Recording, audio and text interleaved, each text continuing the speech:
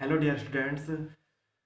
हमारा जो last topic था वो था ओरिजिन ऑफ लाइफ, यानी कि जीवन की उत्पत्ति। ठीक है, जो हमारा मेरी जो लास्ट वीडियो थी उसमें हमने समाप्त कर दिया था। ठीक है, अब हमारा जो नेक्स्ट टॉपिक है वो है जैव विकास, यानी कि ऑर्गेनिक एवोल्यूशन। ठीक, या इसके प्रमाण एंड इट्स एविडेंसेस। ठीक, तो जैव विकास को समझने से पहले हम समझते हैं विकास को, जिसको मैंने एक छोटी सी डेफिनेशन के रूप में डिफाइन किया है। ठीक है, किसी समष्टि या उसकी पूरी प्रजाति के गुणों लक्षणों में समय के साथ हुआ परिवर्तन विकास कहलाता है। जैसा कि हम सब जानते हैं कि विकास जो है वो हमारी एक निरंतर प्रक्रिया है। निरंतर प्रक्रिया का मतलब जो कभी जीवन से लेकर जब जन्म से लेकर मृत्यु तक चलता ही रहता है।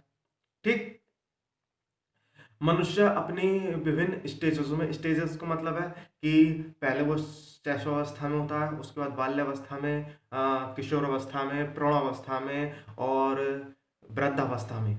ठीक है, इन सभी अवस्थाओं में उसका विकास निरंतर चलता रहता है। लेकिन किस अवस्था में विकास तीव्र गति पर होता है, किस अवस्था में विकास मंद गति पर होता है, ठीक है, वो उनकी अलग अलग स्टेजेस है।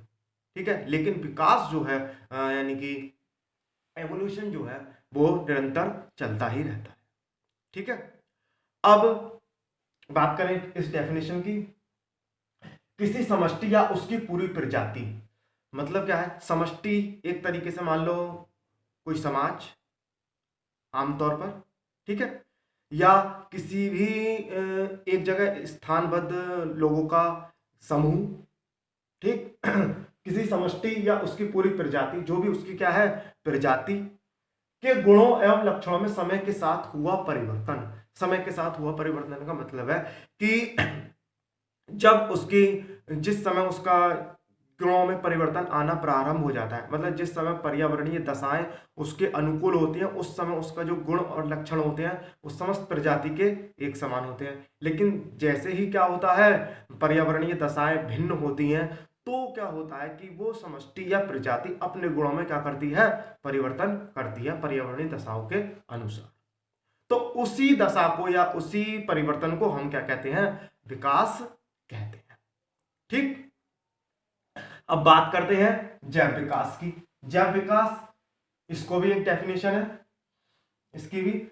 विभिन्न पर्यावरणीय परिस्थितियों के अनुकूलन हेतु, अनुकूलन हेतु का मतलब क्या है कि जब अनुकूलन हेतु का मतलब क्या है, अगर कोई भी पर्यावरणीय दशाएं किसी भी जीव के क्या है अनुकूल है।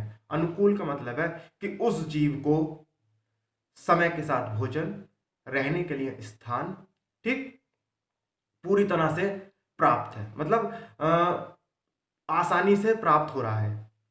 ठीक है, तो वो क्या कहलाता है, उस समय उसके अनुसार अनुकूल परिस्थिति होती है। ठीक, विभिन्न पर्यावरणीय परिस्थितियों के अनुकूलन हेतु समय के साथ एवं हुए आनुवंशिक व बाह्य बदलाव के कारण पूर्वजों से भिन्न गुणों वाले जीवों का अवतरण, ये क्या कहलाता है, विकास कहलाता है। मतलब क्या है कि विभिन्न पर्यावरणीय परिस्थितियों के अनुकूलन हेतु, अनुकूलन हेतु का मतलब क्या है कि अभी पर्यावरणीय दशाएं हमारी जिस प्रकार हैं, अब पर्यावरणीय दशाएं क्या हो गई, विपरीत दिशा में हो गई या उसके प्रतिकूल हो गई, तो उस जीव का जो शरीर है या उसके जो गुण हैं वो उसी पर्यावरणीय दशाओं के अनुकूल क्या हो जाते हैं, परिवर्तित स्वयं को कर लेते हैं। और जो उसके पूर्वज थे, यानी कि जो गुण उसके पूर्वजों से चले आ रहे थे, उन गुणों में क्या हो गया, परिवर्तन हो गया। तो ये प्रक्रिया क्या कहलाती है, जैव विकास कहलाती है। कैसे, इस डेफिनेशन को समझते हैं। विभिन्न पर्यावरणीय परिस्थितियों के लिए अनुकूलन हेतु समय के साथ हुए आनुवंशिक एवं बाह्य बदलाव के कारण समान पूर्वजों से भिन्न गुणों वाले जीवों का अवतरण, मतलब जो पूर्वज उनके क्या थे, समान थे, अब उसकी जो संतति है, उन पूर्वजों की जो आने वाली पीढ़ी है, वो उस पर्यावरण के दशाओं, जो पर्यावरणीय दशाएं भिन्न हो गई हैं, उनके अनुकूलन हेतु अपनी शारीरिक रचना में क्या कर रही है, परिवर्तन कर रही है, ताकि उस पर्यावरणीय दशाओं के अनुकूल वो अपना जीवन यापन कर सके। तो इस प्रक्रिया को हम क्या कहलाते हैं, जैव विकास कहते हैं।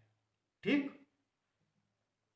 अब इनका जो प्रमाण है, मतलब जैव विकास के जो प्रमाण है वो बहुत सारे प्रमाण है। ठीक है, किस किस प्रकार हम जैव विकास के प्रमाण दे सकते हैं, जिसमें से कुछ के मैंने नाम लिखे हैं। और जो हमारी नेक्स्ट वीडियो आएगी उसमें हम एक एक करके सारे क्या करेंगे, इन जैव विकास के प्रमाणों को क्या करेंगे, डिफाइन करेंगे, समझने की कोशिश करेंगे। ठीक है, जैसे पहला है हमारा वर्गीकरण से प्रमाण, एविडेंसेस फ्रॉम क्लासिफिकेशन। तुलनात्मक शरीर रचना से प्रमाण, एविडेंसेस फ्रॉम कंपैरेटिव मॉर्फोलॉजी। संयोजक जंतुओं से प्रमाण, एविडेंसेस फ्रॉम कनेक्टिंग लिंक्स। अवशेषी अंगों से प्रमाण, एविडेंसेस फ्रॉम वेस्टिजियल ऑर्गन्स। तुलनात्मक भ्रौणिकी से प्रमाण, एविडेंसेस फ्रॉम कंपैरेटिव एम्ब्रियोलॉजी। इसके नीचे और भी हैं जिनको हम अपनी नेक्स्ट वीडियो में क्या करेंगे, एक एक करके सबको समझेंगे। ठीक है, और जो हमारे जो इंपॉर्टेंट क्वेश्चन जो चल रहे हैं उनका मैं एक अलग से वीडियो डाला करूंगा, जिसमें लगभग 10 12 या 13 क्वेश्चन हुआ करेंगे। ठीक है, आज के लिए इतने काफी, बाय।